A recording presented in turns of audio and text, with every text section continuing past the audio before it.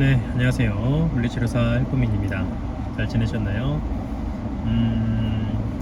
저는 이제 기업 출강을 제가 하고 있는데, 서울관광재단이라는 기업에 출강을 고정으로 1년 계약을 맺어서 하는데, 이제 지점이 있더라고요. 그래서 이제 김포공항 관광정보센터, 이제 여러 곳이 있는데, 그 중에 한 곳이 아까 말한 김포공항 관광정보센터에 이제 추가로 좀 출강을 요청을 해주셔서 사실 작년에 다녀왔어요. 그때 이제 피드백이 너무 좋아서 또 해달라는 얘기가 이제 이번 연도도 그래서 출강을 하고 있는 중입니다. 그리고 어제 오프라인 강의 신청을 해주신 분이 계셔서 이제 7월 오프라인 강의를 진행을 했는데요. 물리치료사 선생님이셨고 아주 열정이 많으신 분이셔서 너무 즐거웠습니다. 이렇게 지식을 공유하고 또 이렇게 함께 배워 나간다는 게 너무 기쁘고 또 엄청 만족해 하시고 가셨거든요. 그래서 너무 즐겁더라고요. 이게 저는 이제 치료에 이제 또 몸을 케어하는데 진심이거든요. 근데 이제 그런 진심인 분들과 함께 이 시간을 보낸다는 것 자체가 사실 저한테는 일하는 걸로 안 느껴지고 거의 힐링과 비슷한 느낌이 듭니다.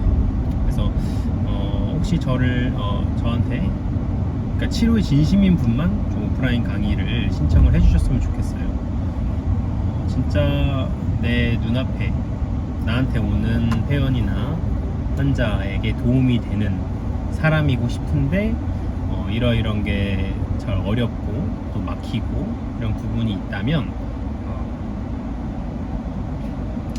그런 것 때문에 문제가 된다면 저한테 오프라인 신청하셔서 이렇게 좀 같이 배우면 좋지 않을까 생각이 듭니다. 오늘 영상의 주제는요, 무의식의 영역을 자꾸 의식화하려고 그러고 의식해서 변경하려고 했을 때 나오는 문제에 대해서 좀 말씀드려보려고 합니다. 저번 영상에 말씀드렸듯이 걷는 거 엄청 무의식의 영역이죠. 걸을 때 누가 이제 중둔근에 힘을 써야 돼, 뭐 배에 힘을 줘야 돼, 발목 관절은 각도가 어떻게 되고 무릎 관절, 고관절 이렇게 각도를 계산하면서 걷는 사람은 아무도 없다. 걷는 거는 진짜 거기 볼 일이 있다. 그럼 볼 일이 있으니까 그냥 글로 가는 거죠. 네. 그냥 가는 거예요. 이동하는 거. 그거를 막 의식해서 막 하는 게 말이 안 된다는 거죠. 근데 많이 들어보셨지만 이제 게이트 사이클에 입각해서 이제 휠 스트라이크부터 진행이 돼야 되고 휠 스트라이크부터 이렇게 투 오프까지 그거를 이제 배운 사람들, 의사나 치료사들 같은 경우, 그리고 이제 뭐 발이 정면을 바라봐야 되고 이제 뭐 바깥쪽을 바라보면 이제 팔자걸음이고 이제 안 된다. 앞을 바라보게 하고 걸어라. 이런 이제 많은 발 뒤꿈치부터 닿게 해서 걸어라. 똑바로 걸어라. 그래야 건강에 좋다. 이런 얘기들을 많이 하잖아요. 사실 그런 것들이 실제로 적용했을 때 도움이 되냐? 저는 이제 회의적이라고 보는 거죠. 애초에 무의식의 영역을 의식으로 바꿔서 되는 거였으면 애초에 그 사람은 그렇게 걷지 않았을 것이다. 그러니까 능력치가 없어서 그렇게 걷는 거지 능력이 있는데 몰라서 안 걷는 게 아니라는 거죠. 그러니까 걷는 모습은 그 사람의 몸의 능력의 최대치가 출력되고 있는 거라고 보시면 됩니다. 그러니까 이 사람이 몰라서 팔자걸음을 하는 게 아니고 그러니까 그 상황인 거예요. 골반이 틀어졌건 고관절이 틀어졌건 어쨌건 그 환경에서의 자연스러운 현상이다. 그걸 뭐 말 몇 번 해서 그리고 의식적으로 신경 써서 바꿀 수 있는 그런 단순한 개념이 아니다라는 거죠. 그리고 만약에 그렇게 해서 바뀐다 하더라도 언제까지 그걸 의식하면서 갈 거냐, 그게 자동화가 되겠냐 이거죠. 아무리 의식 뭐 처음에 코그니션 뭐 어쩌고저쩌고 해가지고 나중에 오토매틱하게 게 되겠냐 이거죠.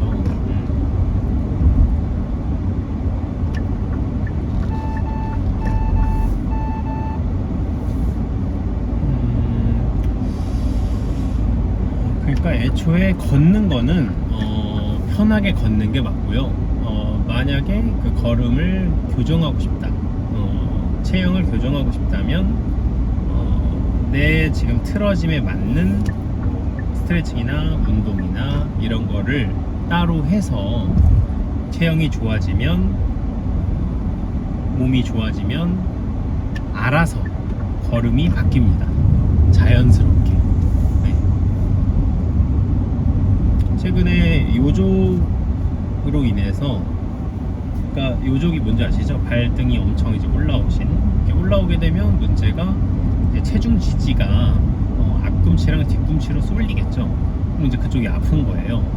이게 체중이 분산이 좀 돼야 되는데, 그래서 너무 아파서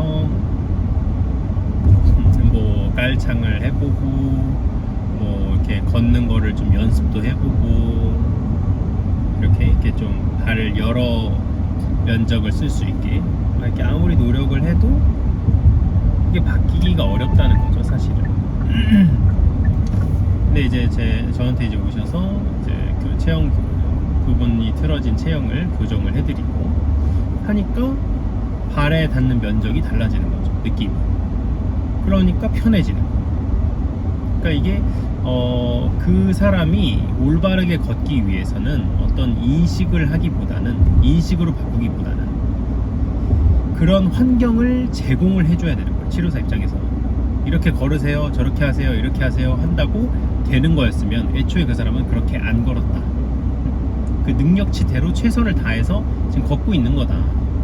최대의 효율로 걷고 있는 거다. 근데 거기서 더 큰 걸 원한다? 안 된다는 말입니다. 말로 해서 되는 게 아니라는 거죠. 호흡도 마찬가지예요. 이 사람이 만약에 이제 이 액세서리 머슬들을 많이 한 호흡을 한다. 복식 호흡이 좋은 거 누가 모르겠어요. 근데 그 사람이 안 돼요. 그래서 복식 호흡이 좋아요. 복식 호흡이 어떻게 하면은 횡격막이 아래로 내려가고, 그 호흡이 아래로 차고 위로 호흡이 안 차고, 그러면 어깨도 긴장도가 당연히 떨어지고, 호흡이 그렇게 좋아지면 코어도 좋아지고, 코어가 좋아지면 이 중심이 잡히고, 막 이런 이제 장점을 얘기하면서 지금 선생님 호흡은 이렇게 위로 뜨는 호흡이다, 아래로, 호흡을 아래로 넣어야 된다, 이제 얘기를 해주고 알려주고, 이제 그런 거를 막, 그래서 이제 막 아래로 호흡을 해봐라, 아래로 뭐 복압을 형성을 해봐라, 안 된다는 거죠. 그게 이 사람의 최대 출력의 호흡이에요. 말로 해서 되기가 어렵다는 거죠. 치료사의 역할은 뭐냐? 그렇게 호흡이 될 수 있게 환경을 만들어줘야 된다. 우리가 호흡할 때 그 에어웨이라고 하거든요. 호흡기를 뚫어준다고 해요, 속칭.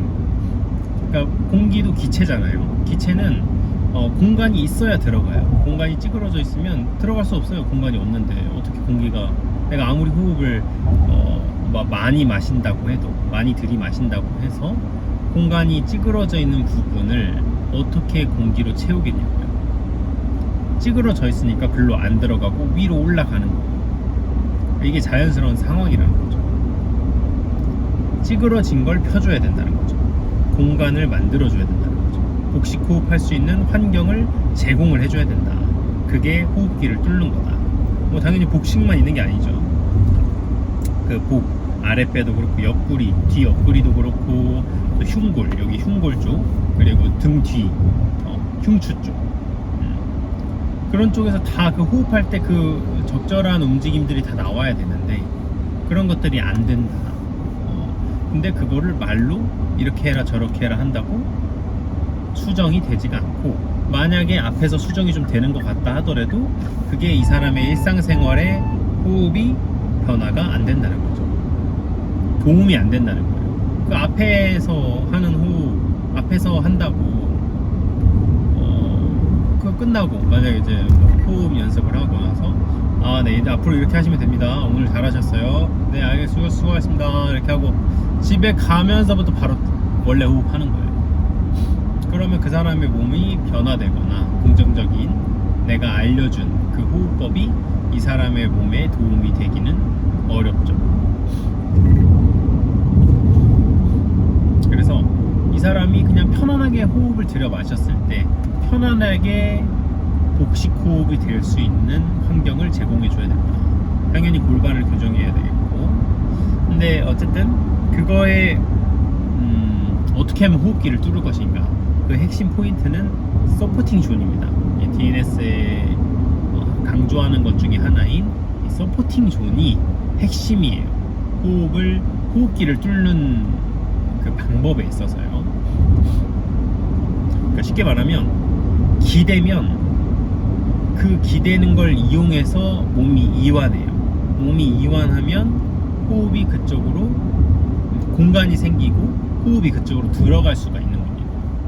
만약에 우리가 화병 걸린 분들 몸이 움츠러져 있어요. 이게 정신적인 스트레스를 받으면 여기서 더 받으면 진짜 못 버틸 것 같아서 이렇게 농담도 못 받는 상황이죠. 수준이 지금 너무 힘든 수준, 어려운 힘든 방어가 돼요. 몸도 정신의 그 데미지가 몸으로도 표현이 됩니다. 이렇게 움츠러들어요. 그러면 여기 흉골이 박혀요. 안으로 이 세이크럼 그 임산부들 그 골반 사이로 박히는 것처럼 이 흉골도 박혀집니다. 이 세이크럼과 이 흉골은 되게 연관이 비슷한 게 많아서 연결해서 좀 이해하시면 너무 좋을 것 같아요. 아무튼 이 흉골이 박혀요. 그러면 이 호흡이 안 나와요. 여기로 호흡이 움직임이 안 나옵니다. 그러면 이쪽에 호흡길이 막히는 거죠. 이쪽으로 호흡 백날 하라 그래도 안 돼요. 왜냐면 여기 찌그러져 있으니까. 이렇게 여기를 어떻게 호흡하겠어요? 이렇게 하지. 호흡을 여기를 어떻게 호흡을 시킬 거냐, 물론 여러 가지 주변 근육들 관절 모빌라이제이션도 해줄 수 있는데 핵심은 여기를 서포팅 존으로 사용하는 겁니다. 만약에 엎드린 자세에서 여기에 뭐 수건을 깐다거나 그래서 체중을 여기다 실어요. 그럼 그때 이제 여기가 서포팅 존이 되는 거잖아요. 서포팅이.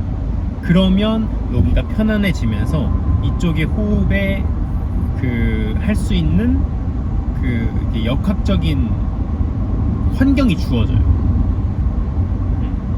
그러니까 그걸 말씀드리는 거예요. 그러니까 그런 식으로 뭐 이렇든 저렇든 어쨌든 제가 하는 방식은 그런데 이 호흡기를 뚫어줘야 된다.